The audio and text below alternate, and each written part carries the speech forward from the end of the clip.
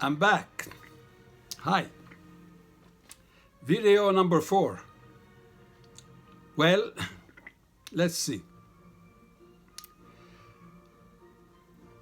I did not realize when I was little how dangerous I was in the eyes of some members of the family.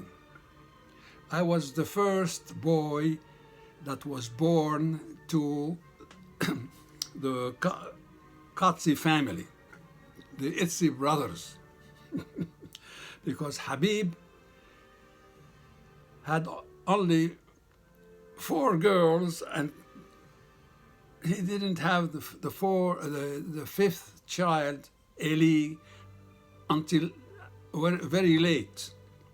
So Eli saved the situation as far as Uncle Habib families was concerned.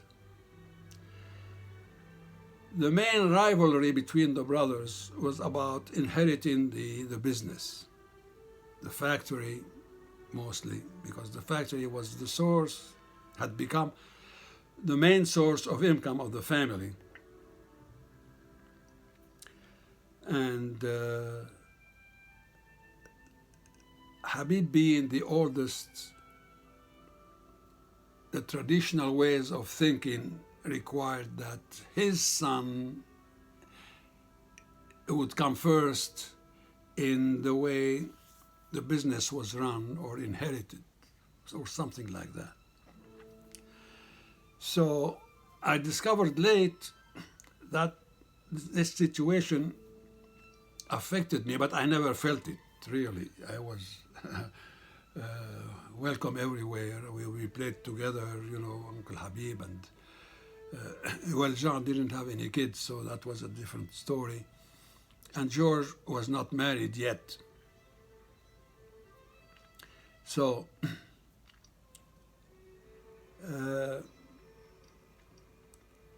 when we moved to Beirut and my dad took his share from the business and invested it in Beirut, the tension dissolved, and Eli did indeed take over after his dad passed away and worked at the factory with Uncle Jean. Uncle Jean put up with him because, well, as you can expect, the old guys knew everything in and out, and Eli was still new. And he resented some of his youth way of dealing with him, He wanted to be his equal, and Jean didn't like that. The problem with the family is that the factory was nationalized. I don't really remember when, by the socialist-leaning Syrian government. They nationalized a lot of factories. And, well, Jean and Eli were out. They had lost their source of income, and Uncle Habib's family finally moved to Lebanon slowly, and after that most of them went on to France. That's where Eli is now residing. And I think Mimi and her family are also there. Andre, I think her kids are also in Paris. Maybe some went to Spain, I don't know. I lost touch with the newer generation because I was in America and the internet was not yet known, at least not to me. Okay, so fortunes come and go. As I said, in 1935, when they started the factory, in the middle of the Depression, they couldn't compete with European goods, and they almost went broke. They were saved by the Second World War. That's where the family made most of its money. After that, well, the source of income disappeared, and almost everybody left Damascus, except Uncle John. After he passed away, well, the kids, Amin was sent to France.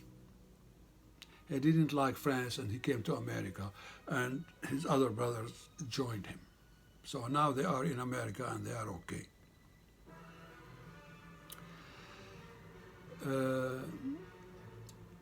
The same thing happened also to my dad. He invested his money in real estate in Beirut.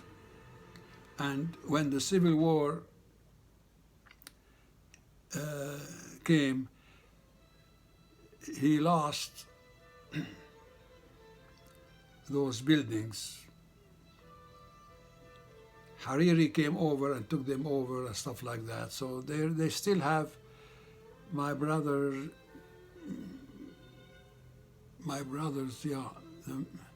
still have some.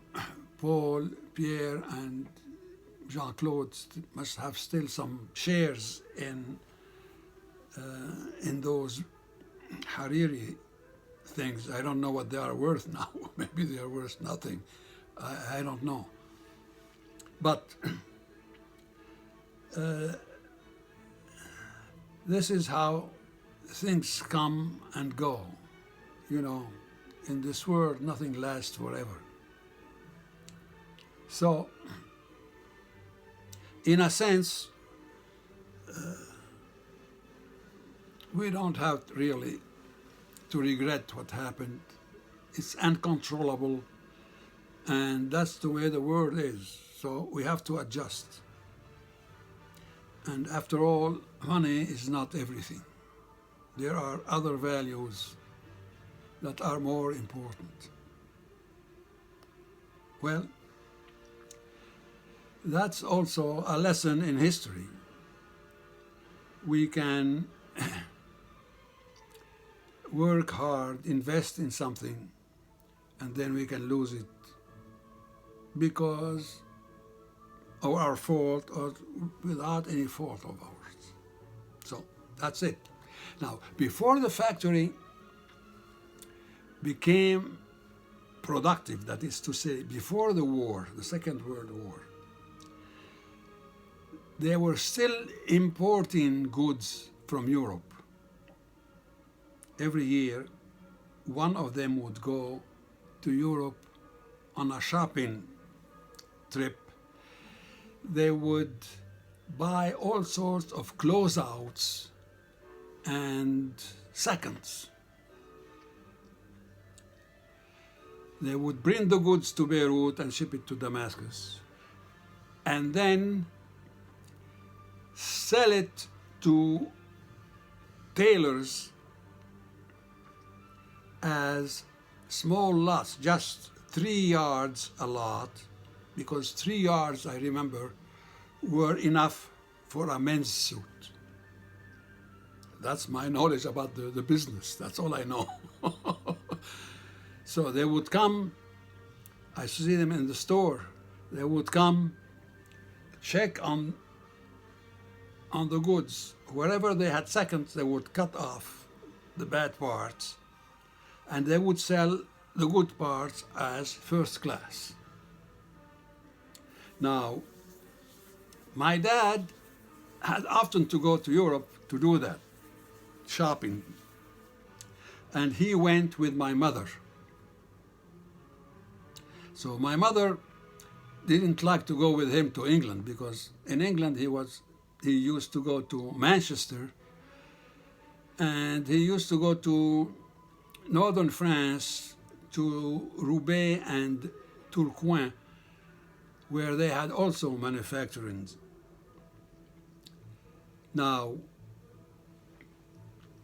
according to his stories, he would go to Manchester. Well, let me say first, my mother wouldn't go with him to England. She didn't like it because she didn't speak any English. So she stayed in Paris, and he would go to England on his business trips. And in England, he told me he would deal mostly with Jews who were specializing, as is the case in many places, even now, in closeouts, end of lines, seconds, whatever big lots of things that manufacturers wanted to get rid of, they would buy the whole schmear and sell it to people like my dad. And I remember him telling me that most of them could speak French, and some of them even could speak Arabic in Manchester. So he could communicate with them at least in French. So this is what I recall. He used to tell me that. Okay, now let's stop. It's already a long one. Bye.